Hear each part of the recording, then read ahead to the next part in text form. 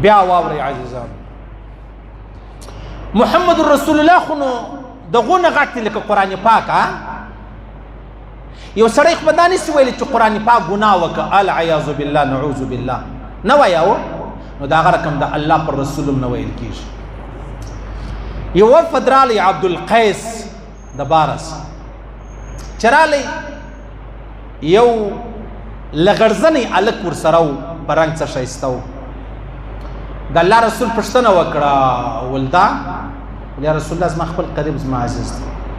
د الله رسول را ولاړ سو، دغه هلک یې راواخیستې، وایي شاته کښېنه، ورته ته شاته کښېنه چې زموږ نظر پر تا نه لګېږي.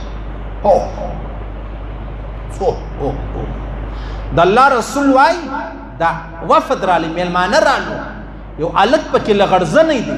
زه دا پښتو تورې وایم، زه دونه شرمېږم، ما په زړه یو الله خبر دی، خو زه به تا اګاه کم، زه به دې د معاشرې څخه اګاه کم.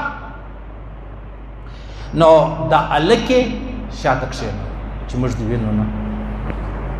ښه اوس څنګه خبره ده عزیزانو؟ اوس به یو سړی څه وایي؟ اوس په دا حواله زه څه ووایم؟ زه څه ووایم؟ معاشره ټوله زناکاره دي.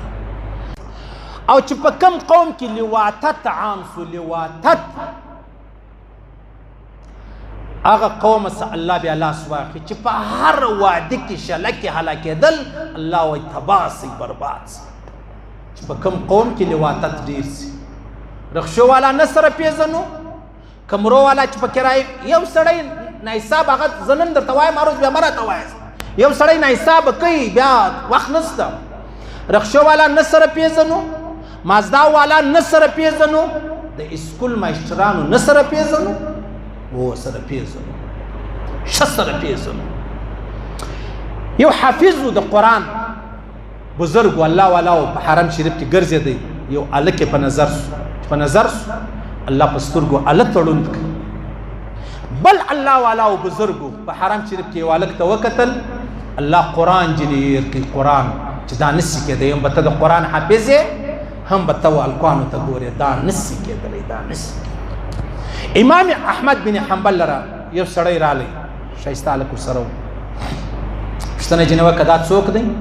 ول زما خوریی دی، او په آینده کې چې ما لر راځې دا هلک به نه وي در سره، او چې په بازار کې ګرځې دا مه در سره ګرځوه، دا د بدنامۍ ښکار به سي، بدګماني خلک در باندې کوي، دا مه کوه. چې کمې انجلۍ په کم ګلاس کې اوبه وڅښه، په هغه ګلاس کې اوبه څښل حرام دي، حرام. چې دا ښځې زنانې د خپل سر ویښتان په ټپ کې وغورځول، و دې ته کتل حرام دي، حرام. خلک پسې ګرځي ټولۍ بیا په 100,000 روپۍ کیلو دی، پوه شوې؟ او د هغه رقم چې کومه ښځه پر کومه لاره روانه وه، د الله رسول فرمایي دا ښځې دې لاره پرېږدي نارینهو دپاره، خوشبو به نه لګوي، خوشبو کنې لعنت دې وي پر تا، لعنت دې وي پر تا. ما یوه غلطه خبره درته وکړه، زما سر راکاټ کوي. ولې درته کوم؟ په سترګې هره ورځ وینم. یو هلک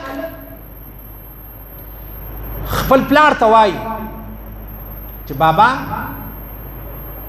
زه به پلانی بدکار چې ته ما ته ودا مه کوه، زه به هغه پرېږدم، ته دغه دنده پرېږده. زوی ځوان سپین ږیري پلار ته وایي ته دا کار پرېږده بابا، دا دنده مه کوه. داسې عامه سوه دنده.